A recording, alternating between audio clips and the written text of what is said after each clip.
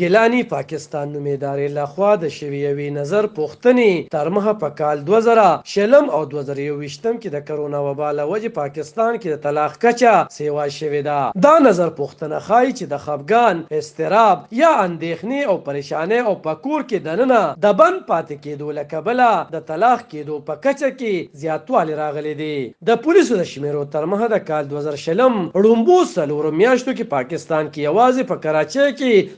3800 طلاقونه شوي دي. دا شمیرې ښایي چې د کال 2021 نومبر میاشتې پورې د پنډۍ په یو ځلي عدالت کې 10,300 د طلاق، خلع او د ماشومانو د خرچو په عقله مقدمې شوي دي او څه داسې 14,000 مقدمې په عدالت کې د اورېدنې لپاره پرتې دي. د پاکستان د نورو برخو په شان په خیبر پښتونخوا کې هم د طلاق یا خلع شرع سیوا شوې ده. د کور یوه مېرمن په دې عقله وایي چې د دې تر شا د نورو مسلو ترڅنګ د نارینه اولاد نه کېدلو، معاشي مسلو او ښځو د خپلې خوښې ژوند تېرولو علتونه خم دي، ځکه چې له دې له امله اکثره د ښځې او خاوند او د هغوی د کورنۍ جنګ جګړه وشي او خبره طلاق پورې لاړه شي. هغه وایي چې اکثره کورنو کې خاندان د طلاق ټکي خو نه استعمالوي، خو زیاتره طلاق دړاکې په هغه وخت د ښځې په ضد د یوې وسلې په توګه استعمالوي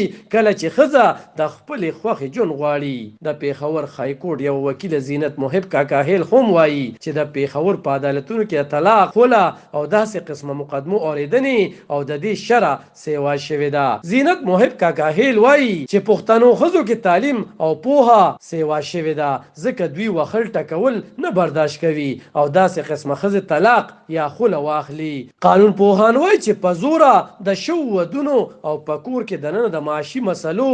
تریخوالي، جنګ جګړې او د کورنۍ تشدد د لاسه اکثره خبره تر طلاق پورې وغځېږي او وایي چې پښتنو ښځو کې د تعلیم او پوهې سیوا کېدو له کبله ښځې اوس ناانصافي نه زغمي او خپل شرعي او قانوني د طلاق یا خلع حق استعمالوي او همدا وجه ده چې د طلاق یا خلع شرع سیوا شوې ده. علب خان شیرپو،